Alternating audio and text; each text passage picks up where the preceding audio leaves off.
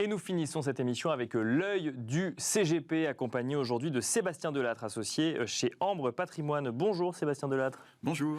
Dans votre viseur cette semaine, nous allons parler du financement des opérations immobilières dites complexes. Alors de quoi parle-t-on quand on parle d'opérations immobilières complexes ? Alors, il n'y a pas de définition exacte de l'opération complexe, mais pour faire simple, on pourrait dire que c'est toutes les opérations qui ne vont pas rentrer dans le logiciel de la banque, dans les cases standards. D'accord. Donc, toute opération différente. On va pouvoir trouver des opérations où la complexité va venir par rapport au mode de détention. Donc, on ne va pas le détenir en direct ou via une SCI, mais plutôt par un véhicule patrimonial qui lui-même sera détenu par une société holding.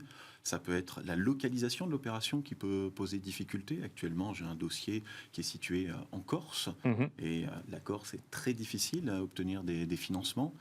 Ça peut être l'objet en lui-même qui peut poser des difficultés parce qu'il va être à moitié professionnel, à moitié patrimonial. Bien sûr. Un mixte entre les deux sur le même bien ou sur un bâtiment entier qui est acheté.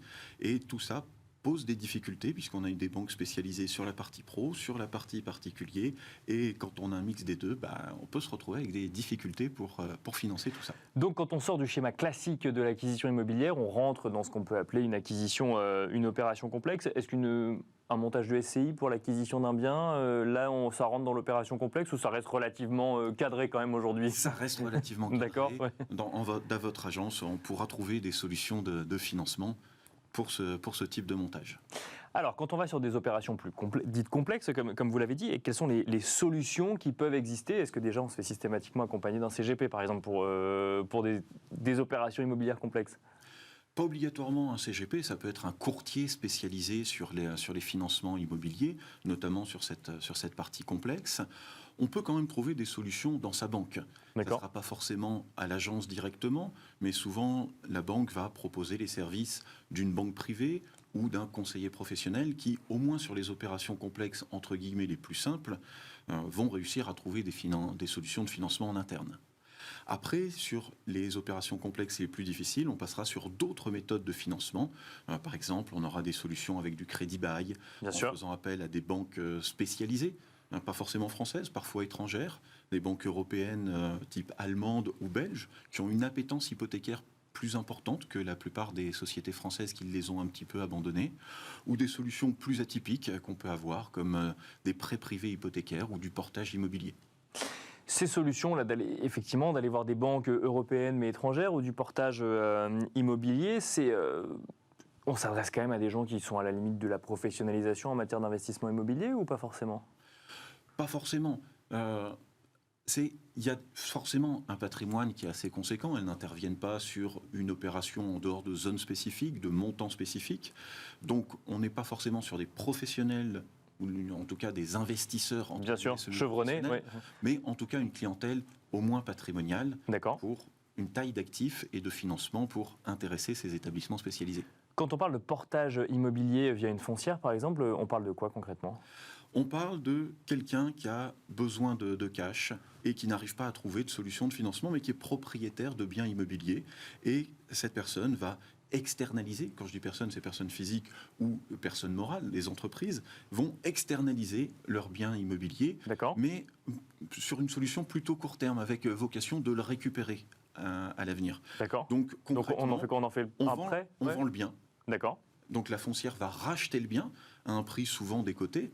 Ils vont l'acheter entre 50 et 60% de sa valeur réelle, mais avec une promesse de rachat. Donc au bout d'un certain délai relativement court, souvent 2-3 ans, le vendeur qui avait besoin de cash, a récupéré le cash, va pouvoir racheter son bien au prix où il l'a vendu, plus l'ensemble des frais de notaire et des frais d'ingénierie.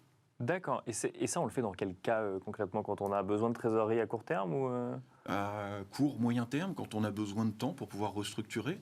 Par exemple, il y a quelques temps, j'avais une concession automobile. C'est une activité qui demande énormément de cash, puisque la rentabilité se fait sur l'achat et la vente des véhicules anciens. Le neuf est un produit d'appel. Et la banque a coupé les lignes de trésorerie parce qu'elle ne D'accord. croit plus en cette activité, alors que ça faisait 50 ans que la concession existait. Ils étaient propriétaires de leurs murs. On a trouvé une foncière qui a racheté les murs avec une promesse de revente. C'est pas une foncière qu'on crée soi-même, c'est une foncière Non. existante qui rachète à un prix fixé entre le vendeur et la foncière qui effectivement Tout à fait. rachète. D'accord. Là, on est sur des investisseurs professionnels qui ont des clients qui cherchent une rentabilité sur D'accord. ce type d'opération. Et donc on met en vente un bien immobilier et ensuite, entre guillemets, on paye le rendement derrière comme service rendu finalement à la foncière. C'est comme Tout ça à qu'il fait. faut le voir. Mais au final, tout le monde va s'y retrouver. On a tout d'abord, celui qui a besoin de cash va payer un loyer et il payera son loyer comme s'il était Bien sûr. propriétaire, mais simple locataire.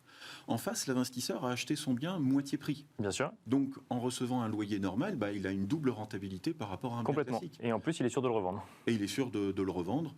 Et, si tout se passe bien. si tout se passe bien, et si ça ne se passe pas bien, le vendeur initial a la possibilité de le revendre à une tierce partie au prix normal et de récupérer la différence entre ce qu'il a récupéré et ce qu'il doit. Merci beaucoup Sébastien Delatte de nous avoir accompagnés donc, dans l'œil du CGP. Je rappelle que vous êtes associé chez Ambre Patrimoine. Merci beaucoup. Merci. Et quant à nous, on se retrouve très vite sur Bismart.